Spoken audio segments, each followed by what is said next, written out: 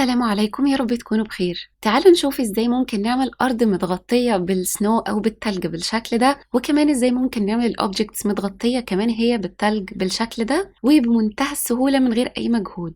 فخلينا نبدأ الفيديو على طول. بس قبل ما نبدأ بفكرك لو عجبك الفيديو ما تنساش تعمل لايك وسبسكرايب وتدوس على زرار الجرس علشان يوصلك كل الفيديوهات الجديدة أول بأول، وعلشان تدعم القناة كمان. ولو ليكوا أي أسئلة أو اقتراحات أو تعليقات يا ريت تسيبوها لنا في الكومنتس. ودلوقتي يلا بينا نبدأ. مبدئيا كده خلينا نظبط الاوبجكتس بتاعتنا اللي احنا عاوزين نغطيها بالسنو.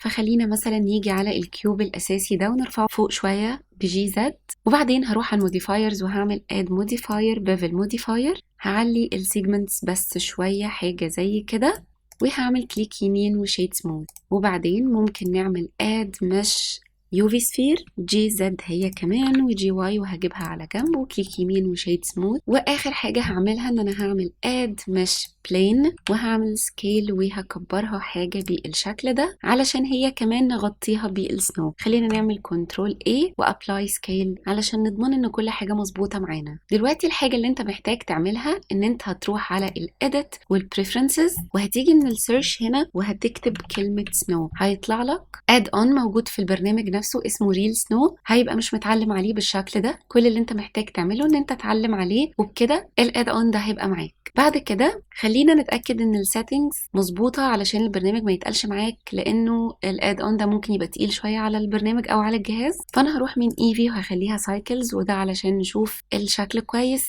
وهاجي من سي بي يو دي هغيرها جي بي يو كومبيوت علشان يرندر من كارت الشاشة مش من البروسيسور. وهاجي على الماك سامبلز دي بتاعت الرندر وهخليها بس 200، وهخلي دي على الرندر بريفيو علشان اشوف الشكل مظبوط معايا. وده كل اللي انا محتاجة اعمله. دلوقتي احنا جاهزين ان احنا نجرب. خلينا ندي الحاجات دي ماتيريالز علشان نشوفها بوضوح. فهروح من هنا هعمل اد ماتيريال وهديها اي لون حاجة زي كده، ودي كمان نيو ماتيريال وهختار لها لون مختلف. والارض كمان هديها ماتيريال حاجة زي كده. وممكن اجي على الكيوب ده واعمل تاب عشان اروح للاديت مود، واروح على ايدج سيلكت واعمل كنترول ار واعمل لوب كات في النص هنا بالشكل ده. دبل كليك علشان اكونفيرم، وامسك الايدج اللي فوق دي واعمل جي زد وارفعها لفوق كده علشان اعمل حاجة زي شكل البيت بالشكل ده. وده مجرد علشان اديله شكل مش اكتر. ودلوقتي كل اللي انت محتاجه ان انت هتمسك الاوبجكت اللي انت عاوز تعمل عليه السنو، وهتدوس ان من الكيبورد علشان يطلع لك الاد اونز بتاعتك على جنب بالشكل ده. هتلاقي وسط الاد اونز دي اد اون اسمه ريل سنو، هتدوس عليه وهيطلع لك التاب دي بالشكل ده. كل اللي انت محتاج تعمله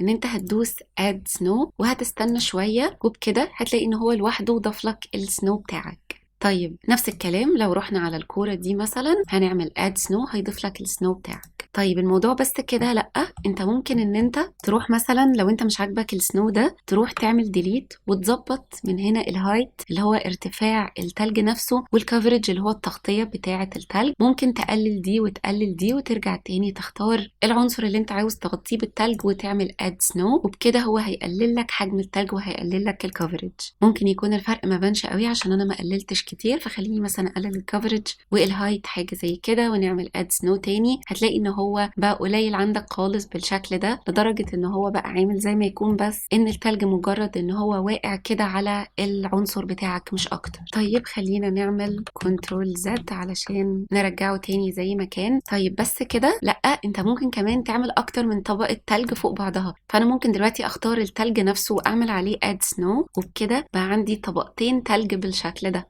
وطبعا ممكن تختار طبقة التلج دي نفسها وتعمل لها سكيل مثلا او تعمل لها جي زد وترفعها لفوق شوية، يعني تتحكم فيها زي ما انت عاوز. كمان بالنسبة بقى للارض فانت ممكن تعمل نفس الكلام. ممكن ان انت مجرد ان انت تختار الارض وتعمل اد سنو، وطبعا تستنى شوية عشان مساحتها كبيرة فهتاخد معاك وقت شوية، فتستنى لما يخلص خالص. طبيعي ان هو بياخد وقت جامد، فسيبه لغايه ما يخلص الوقت اللي هو محتاجه كله، وبكده هيبقى عندك طبقه التلج بالشكل ده. او لو عاوز ان انت تضيف شويه واقعيه على الموضوع فخلينا نختار التلج ده ونعمل ديليت عادي. واللي ممكن نعمله علشان نخلي الارض شكلها واقعي ان احنا ممكن نروح على الارض دي ونروح على الموديفايرز ونعمل اد موديفاير ونعمل ديسبليس موديفاير. هتعمل ديسبليس موديفاير وبعدين هتيجي من هنا هتدوس نيو، وبعدين هتسيب التاب دي خالص وهتيجي من هنا من اخر اخر تاب عندك هنا اللي هي التكستشر بروبرتيز، دوس عليها وهتيجي من التايب هتدوس دوسة هنا وهتختار كلاودز. بعد ما تختار كلاودز هتبدأ تتحكم في السيتنجز بتاعتها، فممكن تتحكم في السايز حاجة بالشكل ده. طبعا مفيش اي فرق واضح كبير عندنا علشان احنا محتاجين نعمل خطوة واحدة عشان تظبط لنا الشكل. هتروح وانت مختار الارض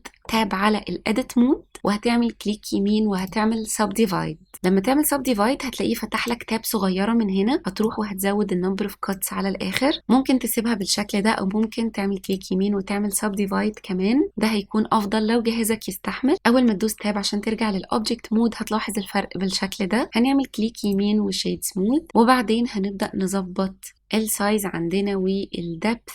انا هروح على الاديت مود وهعمل كليك يمين وسب ديفايد كمان. خلينا نرجع على الاوبجكت مود وكليك يمين وشيد سموث وهكبر السكيل خالص حاجة بالشكل ده، والدبث ممكن تظبطه زي ما انت عاوز. وبعدين هترجع على التاب بتاعة الموديفايرز ومن هنا كمان تقدر تتحكم في السترينث بتاعة التأثير بالشكل ده، والميد ليفل ممكن كمان تتحكم فيه حاجة بالشكل ده. وممكن كمان ان انت تروح من الدايركشن هنا تعملها زد بس او تعملها اكس، فهيعمل لك حاجة بالشكل ده على الاكس اكسس او الواي اكسس. فانا هسيبها نورمال زي ما هي بالشكل ده. وبعدين بعد ما تخلص وتتأكد ان انت ده الشكل اللي انت عاوزه هتروح برضو تعمل add snow وهتسيبه ان هو يغطي لك الارض بالتلج.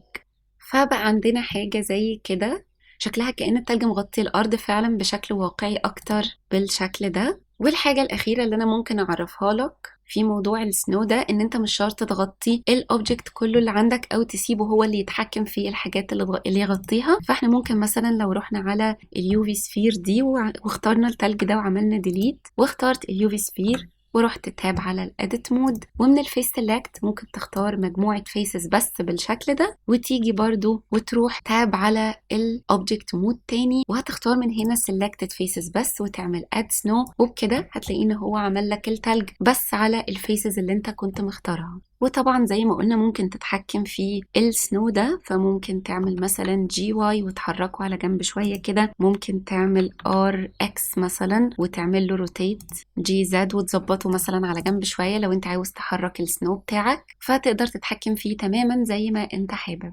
فبس كده، يا رب يكون الفيديو كان مفيد ليك ويا رب تكون المعلومات دي كانت مفيدة ليك ويا رب تكون عجبتك. فلو عجبك الفيديو ما تنساش تعمل لايك وسبسكرايب وتدوس على زرار الجرس علشان يوصلك كل الفيديوهات الجديدة أول بأول وعلشان تدعم القناة كمان. ولو ليكوا أي أسئلة أو اقتراحات أو تعليقات يا ريت تسيبوها لنا في الكومنتس، وأشوفكم في الفيديو اللي جاي إن شاء الله. باي باي.